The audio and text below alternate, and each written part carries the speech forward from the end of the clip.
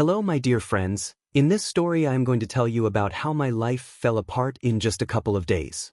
It's not just a story, it's a confession about how I lost everything I valued for something I couldn't give up. Get comfortable, because this truth will burn until the last line, and I still don't know if I'll ever be able to justify myself. It all started on my birthday when me, my sister Lindsay and her husband Ryan decided to take a little vacation. We chose a quiet spa hotel in the mountains of Vermont to get away from work, drink something delicious, and just exhale away from the hustle and bustle of Boston. I was looking forward to it because I don't have many friends, and Lindsay and Ryan are the ones who have always been there for me, the ones I felt like myself with. We reached the hotel after a tiring drive, and I immediately felt the fatigue of the last few weeks begin to recede. The hotel was a treasure: wooden walls, panoramic windows overlooking the fall forests, the smell of cedar in the lobby. Lindsay and I immediately began discussing plans: hot tubs, hikes on the trails, maybe spa treatments, all the things I'd been dreaming about while sitting at my laptop in my accounting office. Ryan was his usual self, joking that I deserved a break after all those tax returns and pouring me a beer at dinner. He's like that, tall, sturdy, with short brown hair and a slight smile that makes everyone around him look away. He's 45, 12 years older than me, but his energy and confidence made me feel a little overshadowed. The first night went great. We sat in the hotel restaurant, eating burgers and fries, reminiscing about old family stories. I didn't notice right away when Lindsay and Ryan started giving each other weird looks, like there was something in the air between them. Then it turned into a minor skirmish. She mumbled that he was taking too long to pick out his food, and he said something about her habit of nagging over nothing. I tried to defuse the situation by joking about their marital history, because I didn't want my holiday to be overshadowed by their arguments. But there was a stirring in my chest, as if I'd picked up on something that had been brewing between them for a long time. By nightfall, their tension had become almost palpable, and I decided to retire to my room with a glass of bourbon. Lying in bed, I stared up at the wooden beams of the ceiling and thought about how much I cared about Lindsay and how lucky I was that she had Ryan, a man who always seemed like the big brother I'd never had. But in that moment, I had no idea that this vacation would become not just a respite, but a turning point that would overturn everything I thought was immutable. I closed my eyes, hoping to fall asleep and assuring myself that in the morning everything would be back to normal and we would be back to having fun like nothing had happened. I was so wrong. What lay ahead was like an abyss I'd stepped into without realizing how deep it was. I woke up this morning with a slight sense of anticipation, hoping that yesterday's tension between Lindsay and Ryan would dissolve in the fresh Vermont mountain air. We met for breakfast at the hotel restaurant, which served waffles with maple syrup, and I tried to keep up a light conversation about the weather and plans for the day. Lindsay looked a little tired but smiled at me through the effort, and Ryan seemed unfazed as always, sipping coffee and flipping through the news on his phone. Their petty barbs soon resumed though. She remarked that he'd forgotten to charge her power bank again, and he dryly replied that she could do it herself. I watched them, feeling the anxiety building up inside, but decided not to interfere, thinking it was just their usual banter that would soon subside. After breakfast, we headed to the hot springs on the property to relax and forget about last night. The water was warm, steam rising above the surface, and the golden redwoods that I so loved photographing for my Instagram spread out all around us. Lindsay and I chatted about how great it was to escape Boston while Ryan silently enjoyed the view, leaning on the side of the pool. But then their argument erupted again. She accused him of working too much, and he threw back that her perpetual complaining was getting to him. I saw her face tense and his voice sharper, and I realized it wasn't just a little thing, but something that had been building up for months. By lunchtime, the situation had become unbearable, and Lindsay suddenly announced that she was going back to Boston because she didn't want to ruin my party with her arguments. I tried to talk her out of it, telling her that it was okay, that we could just rest and forget about fighting, but she had already packed her suitcase. She hugged me tightly, whispered an apology for ruining my birthday, and walked away to the cab, leaving me in the hotel lobby with a feeling of emptiness. Ryan gave her a look but didn't say a word, then turned to me and suggested we go for a drink at the bar to smooth things over. I agreed, even though my insides were clenching at the thought that it was just the two of us now, and I didn't know how to act. That evening, we sat in the hot tub overlooking the mountains, cold beers in hand, and I tried not to think about the fact that Lindsay was on her way home alone. Ryan started the conversation first, asking why I was still single, if I had a girlfriend or someone in mind in Boston. I laughed, joking that I was too busy counting other people's taxes, but his gaze grew serious and he said I was too good to be alone. The alcohol had loosened my tongue, and I suddenly admitted that I liked guys, though I'd never told him or Lindsay that. He was silent for a second, and then he leaned closer, and I felt the air between us thicken, like something was about to happen. That moment in the hot tub was a turning point. I noticed his hand casually touching mine underwater, and my heart raced like it wanted to burst out. Ryan was looking at me with some new depth in his eyes, and I realized it wasn't just friendly interest, but something more, something I'd secretly felt for him for a long time. I didn't know what to do, but it was too late to back out. The sparks between us were already starting to ignite. I sat in the hot tub, feeling the warmth of the water envelope my body, but inside I was shaking from what had just happened between Ryan and me. After my confession, he didn't flinch, didn't laugh, but just stared at me with a look I couldn't quite figure out, a mixture of curiosity and something dark, possessive. He slowly moved closer, and I felt his knee press lightly against mine under the water, as if testing whether I would move away or stay put. I didn't move, though my mind screamed that this was wrong, that he was my sister's husband, that I shouldn't even think about such a thing. But in that moment, the beer, the mountain air, and his proximity drowned out all thoughts, leaving only the pulse pounding in my temples. Ryan spoke first, his voice low, almost a whisper, and he said he'd suspected something like that about me for a long time, but he'd never asked. I tried to guffaw, muttering that it wasn't something I should talk about over a beer, but he leaned in even closer, and I felt the warmth of his breath on my shoulder. Then he suddenly admitted that he'd had a boyfriend in college, but he'd been choosing women ever since, though he sometimes missed that feeling of freedom. I froze, not believing my ears, because Ryan, the man I'd always considered a model of confidence and rightness, was now revealing such a secret to me. His words hung in the air, and I realized that this wasn't just a conversation, but a step toward something from which there would be no turning back. I don't know who made the first move, but a moment later his hand was on my back, hard and warm, and I felt my whole body respond to the touch. He looked into my eyes, and I saw not doubt in them, but a determination that both frightened me and drew me to him even more. Then he leaned in and kissed me, not on the lips, but just below my ear, and whispered that we both wanted it, so why resist? I didn't have time to say anything back, because his hands were already sliding down my shoulders, and I realized I was losing control, that I wanted this as much as he did. We climbed out of the hot tub, wrapped in towels, and walked in silence to his room, each step like a hammering in my chest. When the room door closed behind us, I tried again to tell myself that this was a mistake, that Lindsay was somewhere out there in Boston and didn't deserve to be betrayed like this. But Ryan came up behind me and wrapped his arms around me, and I felt his chest pressed against my back, his hands pulling the towel down confidently. He turned me toward him, and I saw in his face not just desire, but something commanding that made me obey. We fell onto the bed, and everything that happened next was like a flash. His palms slid over my skin, leaving hot trails, and I responded to him with equal greed. It wasn't just intimacy, but something deep, almost animalistic, that I couldn't stop even if I wanted to. I woke up in the morning with a heavy head, and reality hit me like a cold wave when I saw Ryan sleeping next to me, in the same bed where he used to sleep with Lindsay. I realized that I'd fallen into an abyss I couldn't climb out of. I lay in bed, staring at Ryan asleep, feeling the hangover mix with something much heavier, the realization of what I'd done. Sunlight streamed through the curtains of the room, illuminating his face, calm and serene, as if nothing terrible had happened that night.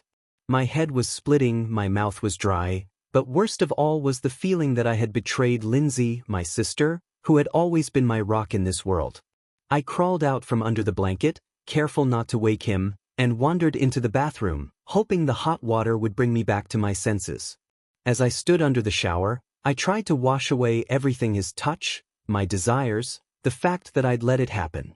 But just as the water started to run down my shoulders, the bathroom door opened quietly, and I heard Ryan's footsteps before I could say or do anything. He silently stepped under my shower and I felt his arms wrap around me from behind again, pulling me to him with the same confidence he'd felt the night before. I wanted to lash out, to say it was a mistake, that we shouldn't repeat what had happened, but my body betrayed me, responding to his warmth and strength. He pressed closer to me, and I felt his chest against my back and his breath burning my neck as he whispered that there was no point in resisting what we both felt. I mumbled something inaudible about Lindsay, about us being drunk, but he just put a finger to my lips, silencing me, and continued as if my words meant nothing. Everything going on in my soul was just as intense as it had been the night before, but now I felt even more lost because I was doing it consciously, without the excuse of alcohol. His hands moved over my body with the same certainty, and I couldn't resist giving into this feeling that was both wrong and alluring. When it was over, we stood under the jets of water, breathing heavily, and I looked at him, trying to figure out what he was thinking, but his face remained impenetrable. He just turned off the water, grabbed a towel, and walked out, leaving me alone with wet hair and thoughts that swirled like a hurricane. I dressed quickly, almost in a panic because I didn't want to stay in this room any longer than I had to, but I didn't dare leave at all. Ryan and I went down to the pool, where he acted as if nothing had changed, joking, ordering coffee, lying on a lounge chair overlooking the mountains of Vermont. I sat next to him, looking out at the water, and couldn't shake the feeling that every minute with him was now soaked in lies. In the evening we drove to a small town nearby, to a small restaurant with wooden tables, and I hoped the food and the change of scenery would take my mind off Lindsay. But he was too close again at dinner, and I found myself unable to take my eyes off his hands, which held the glass so confidently. When we got back to the hotel, he came up to me in my room and hugged me from behind, and I felt my resistance crumble again under his pressure. The night repeated itself, his hands, his breath, his control, and I surrendered again, knowing that in the morning the shadow of guilt would be even darker. I knew there was no stopping it, but I didn't know how to live with it any longer. I woke up the next morning feeling like everything around me was a stranger, even the air in the room felt heavy with what I'd done. Ryan was lying next to me, still asleep, and I stared at him, trying to figure out how this man I'd known for years had become everything and nothing to me at the same time. My head was buzzing from the bourbon and insomnia, but what was weighing me down the most was the feeling that I wouldn't be able to look Lindsay in the eye when I got back to Boston. I quietly got up, gathered my things, and retired to the bathroom to wash my face and gather my thoughts at least a little before I left. Standing in front of the mirror, I saw a man I didn't recognize anymore, and it scared me more than I could admit. Ryan and I barely spoke at breakfast. He ordered an omelet, I wolfed down some toast, and the silence between us was louder than any words. He looked calm, like these days in Vermont were just a pleasant adventure, and I felt like I was carrying a rock the size of a mountain on my shoulders. After we ate, we packed up and drove back to Boston, and the whole way I stared out the window at the woods floating by, trying to find the strength to pretend that nothing had changed. When we arrived, Lindsay met us at the house with a smile, hugged me and told me she was glad to see us in one piece after her stupid escape. I let out a smile, but inside I clenched, because she didn't know anything and I couldn't get a word out.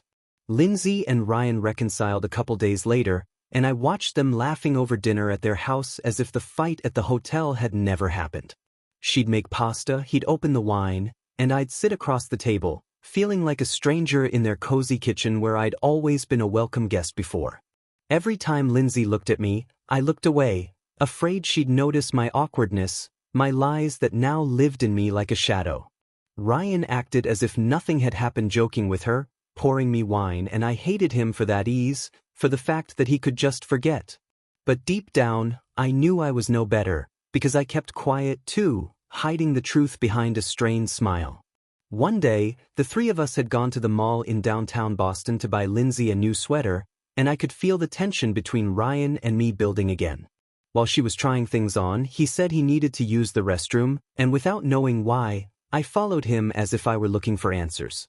In the empty restroom, he turned to me, and his voice was cold as he said that everything that was in the hotel would stay there, and not a word to Lindsay. I nodded, but something shivered inside. His words sounded like the end, but I could still feel his pull, and it made me weak. He walked away and I stood there, staring at the tile, and realized that the silence between us now would be forever.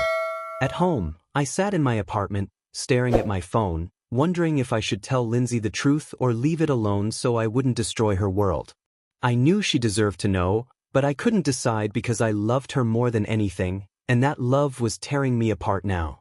I sat in my small apartment in Boston, staring at the screen of my phone, where an unread message from Lindsay flashed, inviting me to dinner the following Saturday.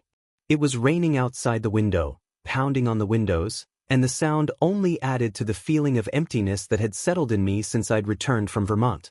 It had been a week since that conversation with Ryan at the mall, and his words not a word to Lindsay, still echoed in my head like a sentence I couldn't accept or argue with.